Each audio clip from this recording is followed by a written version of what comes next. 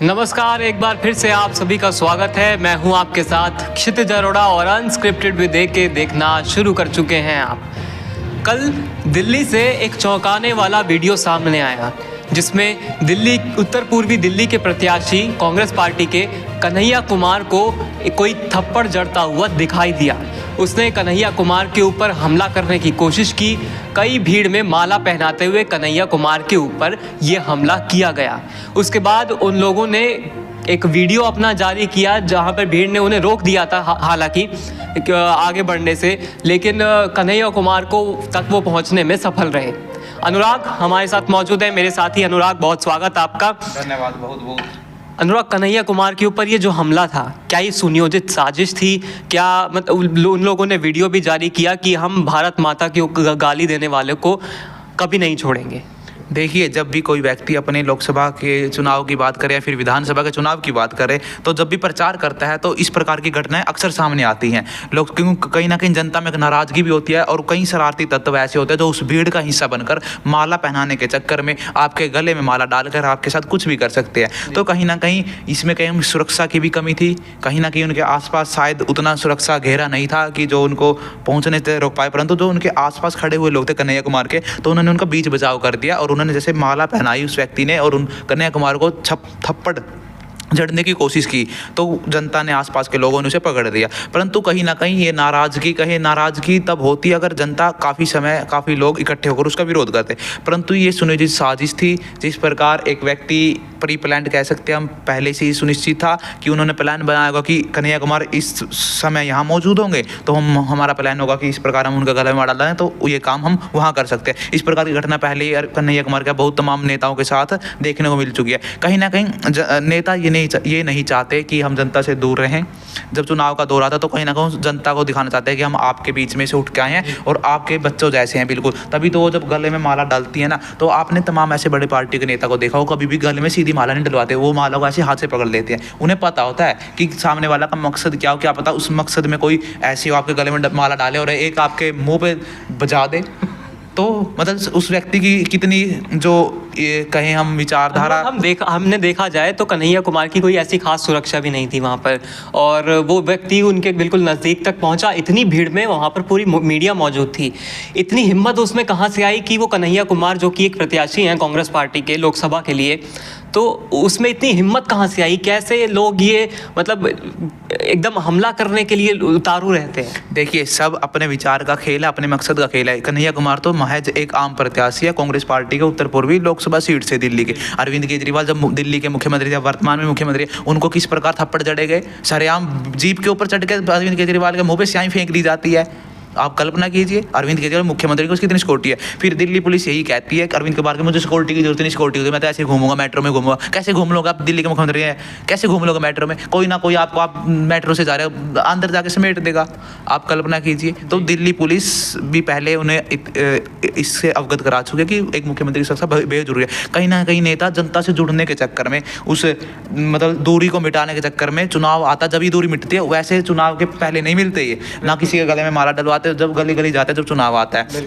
तो उसमें पुलिस को दूर रखने का काम करते हैं नेता, ताकि हम जनता से सीधा कांटेक्ट बैठा सके। क्योंकि पुलिस जब किसी नेता की सुरक्षा करेगी तो उसका जो जिम्मेवारी होती है कि वो सुरक्षा करेगी, उस नेता को कुछ नहीं होना देते। तो उसमें धक्का मुक्की भी हो जाते, पुलिस इधर उधर धक्के भी दे देते साइड वाले लोगों को। तो कहीं ना कहीं जिस प्रकार की घटना कन्हैया कुमार के साथ हुई, ये घटना गलत है। किसी भी नेता के साथ ऐसा नहीं होना। आपका विरोध का तरीका एक हो सकता है, परंतु जिस प्रकार उनके ऊपर थप्पड़ जड़ा गया वो निंदनीय है। अनुराग, वो जो व्यक्ति थे, 2 व्यक्ति उसमें देखे गए जब वीडियो उन्होंने बनाया, तो उनकी कई ट्विटर पर वायरल होने लगे वो वीडियो। तो नीचे लोगों ने कमेंट में उनकी मनोज तिवारी के साथ फ़ोटो भी ट्वीट करना शुरू कर दिया कि ये तो मनोज तिवारी के साथ हैं। और कन्हैया कुमार ने भी आरोप लगाया कि ये बीजेपी के एजेंट हैं और मेरे ऊपर ही हमला करवाना चाहते हैं। तो क्या इसमें बीजेपी की कहीं कोई?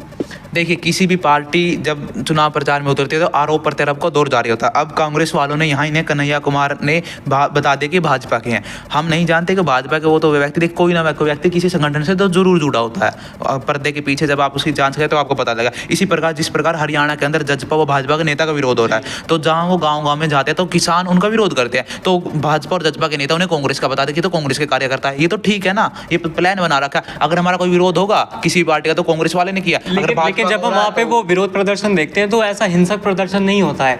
वो वहाँ पर लोग उनका सिर्फ नारों के द्वारा विरोध करते हैं, बाकी उनको घेर के खड़े हो जाते हैं, लेकिन कभी उन पर हमला नहीं करते। देखिए, महज नारों का प्रयोग नहीं हुआ, कई बार ऐसी बातें आ सकते, धक्का मुक्की, क्योंकि हाथापाई पुलिस रोकने की कोशिश करती है कि आपने, परंतु वो झंडे लेकर सिर्फ महज विरोध करते हैं। कहीं एक दो बार की घटना छोड़ दे तो शांतिपूर्ण विरोध होता है। विरोध शांतिपूर्ण होना चाहिए। आप काले झंडे दिखा सकते हैं कन्हैया कुमार, अगर आपको कोई उसकी बात पसंद नहीं है, फिर आप उसके सहमत नहीं है, बिल्कुल हर व्यक्ति का लोकतंत्र है, हर व्यक्ति की अपनी विचारधारा, अपना मत, अपनी बात रखने का सबको अधिकार है। आप काले झंडे लेकर उनका विरोध कर सकते थे, इसमें कोई दोहराए थोड़ी है। कीजिए विरोध, भले कि माइक ढोल नगाड़ों के साथ विरोध कीजिए। आपको उसकी विचारधारा पसंद नहीं, आपको व्यक्ति पसंद नहीं, काले झंडे लेके विरोध कीजिए। किसी को थप्पड़ मारना, किसी के ऊपर व्यक्तिगत रूप से इस प्रकार हमला करना, किसी की मतलब जान तक पहुंचने के बराबर है ये। बिल्कुल अनुराग। और एक जो कन्हैया कुमार हैं, उनके साथ जब वो जेएनयू छात्र संघ के अध्यक्ष थे, तब उनके साथ एक जो टुकड़े टुकड़े गैंग वाला जो टैग जुड़ा, सो कॉल्ड टैग, वो तथाकथित रूप से जो बीजेपी भी आरोप लगाती है उन पर, उनके राष्ट्रवाद पर सीधी चोट की जाती है। लेकिन जब कोर्ट में ये मामला गया तो कोर्ट ने इसे सीधा सीधा खारिज कर दिया और उनको क्लीन चिट दे दी एक तरीके से। उन पर ये आरोप साबित नहीं हो पाए, लेकिन बीजेपी वाले आज भी ये उन पर आरोप लगाते हैं। जब वो प्रचार करते हैं या फिर बीजेपी वालों से सवाल पूछा जाता है, या मनोज तिवारी से आज सवाल पूछा जाता है कि ये तो टुकड़े टुकड़े गैंग के नेता हैं, उसका नेतृत्व करते हैं, भारत के टुकड़े करना चाहते हैं, तो ये टाइटल उनके ऊपर से हट नहीं रहा है। मैं कई लोगों से दिल्ली, उत्तर पूर्वी दिल्ली में जाकर मिला, कई लोगों से बात की, तो वो कहते हैं ये तो देश को तोड़ने की बात करता है, तो हम इसको कैसे अपना प्रत्याशी बना लें।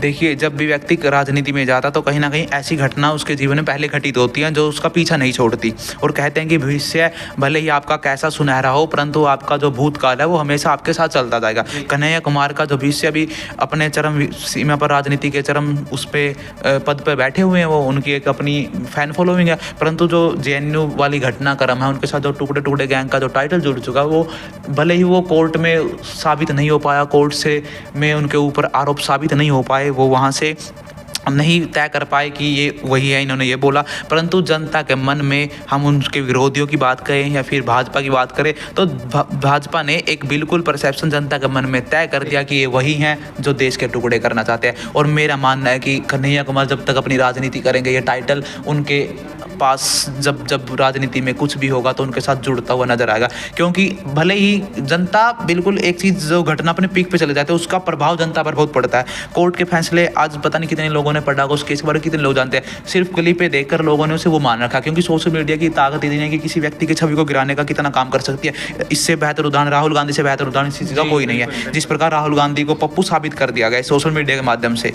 तो क्लिप पे काट कर जिस प्रकार उनके साथ ये टैग जुड़ा, ये आगे भी जुड़ता रहेगा, भले ही वो उनके ऊपर ऐसे आरोप कोई भी साबित नहीं हुए, परंतु परसेप्शन बनाने, जो परसेप्शन बिल्डिंग का कार्य है, वो पार्टी की बात करें, फिर कोई व्यक्ति एक व्यक्ति के खिलाफ जब करता है तो मतलब वो सब कुछ भूल जाता है, वो उसकी छवि को, उस विचारधारा को, उसके उस पद को गिरावट करने के लिए इस प्रकार के हथकंडे अपनाता है। वही भाजपा ने किया। अब चुनाव प्रचार में भाजपा को सवालों के साथ कहना चाहिए था कि विकास पे वोट मांगे, ये वोट मांगे, वो सीधा एक ही बात होता। कन्हैया कुमार ने तो एक इंटरव्यू में यहाँ तक कहा कि मनोज तिवारी मेरे से डिबेट क्यों नहीं कर लेते, कि उन्होंने पिछले 10 साल में क्या काम किया और मैं क्या 10 साल में का अपना विजन दिखा दूंगा। तो उन्होंने सीधा सीधा एक चैलेंज दिया। उसके बाद तो राहुल गांधी जी के पास और प्रधानमंत्री नरेंद्र मोदी जी के पास तक पे डिबेट का एक चलन सा होने लग गया कि सबको डिबेट के लिए इन्वाइट किया गया, लेकिन अब तक डिबेट हो नहीं पाई है। देखिए, डिबेट होगी भी नहीं, क्योंकि उन्हें जब वोट अपने विचारधारा पर, अपने मोदी के नाम पे मिले, वो क्यों डिबेट करेंगे, क्यों वो किसी बहस का हिस्सा बनेंगे? नहीं बनेंगे। उन्हें पता है कि कुछ ऐसी गलत बातें चुनाव से पहले निकल जाएंगे उनके मुंह से। उन्होंने भले ही कोई काम किया ना, कि वो तो दिल्ली की जनता जानती है। अब आने वाले समय में 4 जून को इसका फैसला भी हो जाएगा कि उन्होंने काम किया तो जीत जाएंगे, नहीं किया तो हार जाएंगे। ये कन्हैया कुमार ने कहा कि हम अपना प्रचार करेंगे, हम आपको बताते हैं कि हम अगर जीते, आपके सांसद बनते हैं 5 साल के लिए, तो हम आपके लिए करेंगे। अब चुनना आपको है कि आप किसे चुनेंगे, मनोज तिवारी को जो 10 साल से आपका सांसद है, क्या हमें चुनेंगे जो आपके लिए कुछ भला करना चाहता है? तो इसी प्रकार राहुल गांधी की बात करें या फिर प्रधानमंत्री की बात करें, राहुल गांधी तमाम रैली के माध्यम से अपना मेन फोकस महिला आरक्षण की बात करें नौकरियों में, उसके बाद हम बात करें कि बेरोजगारी की बात करें, भर्ती भरोसा जो कांग्रेस ने वादा किया, महिला न्याय की बात करें, किसान न्याय की बात करें, तमाम युवा न्याय की बात करें, तमाम अपने कांग्रेस की जो गारंटी है, फिर कांग्रेस का जो न्याय पत्र है, उनकी बात अपनी रैलियों के माध्यम से दोहरा रहे हैं। वहीं नरेंद्र मोदी जी ना अपनी सरकार का कोई कार्य गिना रहे, ना अपनी सरकार की कोई सफलता गिना रहे, वो महज कांग्रेस के ऊपर पलटवार करके अपने एक विचारधारा के ऊपर, देखिए प्रधानमंत्री की विडंबना देखिए, नरेंद्र मोदी भाजपा के वरिष्ठ नेता हैं, इसमें कोई दो राय नहीं है कि आज भाजपा में प्रधानमंत्री के अलावा सबसे बड़ा सीनियर लीडर भाजपा में वही है, क्योंकि मुरली मनोहर जोशी और एल.के. आडवाणी जी को तो मार्गदर्शन मंडल में डाल दिया गया। अब अगला नंबर नरेंद्र मोदी का मार्गदर्शन मंडल में जाने का, देखते हैं वो इसमें कितने सफल हो पाते हैं। परंतु जिस प्रकार नरेंद्र मोदी इंटरव्यू में कहते हैं कि मैं हिंदू मुसलमान नहीं करता, मैं ऐसी धर्मदारी, मैं अपने देश को धर्म राजनीति से जिस दिन मैंने हिंदू मुसलमान किया, देश को मैं धर्म के नाम पर नहीं बंटने दूंगा, मैं ना किसी को बांटने दूंगा। देखिए प्रधानमंत्री जी अब तमाम भाषणों में वो जिनके ज़्यादा बच्चे ऐसे बयान देते हैं, मंगलसूत्र की बातें करते हैं, वो क्या था, वो प्रधानमंत्री नहीं थे, वो भाजपा के नेता हो जाते थे। वो तो भाजपा के नेता नरेंद्र मोदी हो जाते हैं। भाजपा का नेता नरेंद्र मोदी कुछ बोल सकता है, परंतु देश का प्रधानमंत्री नरेंद्र दामोदर दास कुछ नहीं बोल सकते। कोई भी ऐसी घटना देश के बिल्कुल समर्थन में बोलते हैं, मतलब दोनों चीज़ों में वो है, दोनों चीज़ों में कॉन्ट्राडिक्ट है ना। तो जब रैलियों के माध्यम से तो ऐसे बात कहते हैं कि हम ये कर देंगे, वो कर देंगे, कांग्रेस आई तो ये हो जाएगा, या वो भाजपा का नरेंद्र मोदी बोल रहा है। परंतु यहाँ जब इंटरव्यू देते हो देश के प्रधानमंत्री, तो कहीं ना कहीं मेरे को लगता है कि अपने विचार को कहीं या फिर अपनी विचारधारा को बैलेंस करने का काम कर रहे हैं, क्योंकि अपनी छवि तो विदेशों में भी तो बचानी है। आप अगर मुखर होकर एक धर्म की बात करें, एक जाति के खिलाफ बोलेंगे, तो कहीं ना कहीं आपको जब आप अंतर्राष्ट्रीय मंचों पर जाएंगे तो आपको कहीं ना कहीं कुछ समस्या को सामना करना पड़ेगा। तो मेरे को लगता है कि नरेंद्र मोदी इसी कारण से संभल कर बोलते हैं, अपनी रैलियों में कुछ भी बोल देते हैं। वो आपने उनकी रैली की वीडियो उठा के देखे, बिल्कुल धर्म के नाम पर बिल्कुल खेल करते हैं, वो वोट की अपील करते हैं। कितने भाषणों में देखा आपने, कितने पहले भाषण थे। परंतु जब किसी भी समाचार पत्रिका को या फिर किसी भी समाचार चैनल को अपना इंटरव्यू देते हैं, तो उसमें ऐसी बात नहीं करते। वो उसमें बात बिल्कुल ऐसे पढ़े लिखे जैसी, बिल्कुल एक अच्छे नेता जैसे कि जो सबको साथ लेकर चलने का काम होता है, वैसी बातें करते हैं।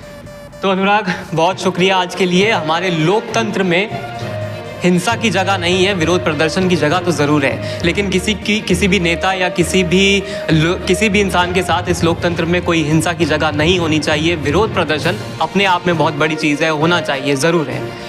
बहुत शुक्रिया अनुराग आज के लिए हमसे बात करने के लिए। तो आप देखते रहिए अनस्क्रिप्टेड विद AK, ऐसे ही मुद्दों के साथ हम फिर हाजिर होंगे। नमस्कार।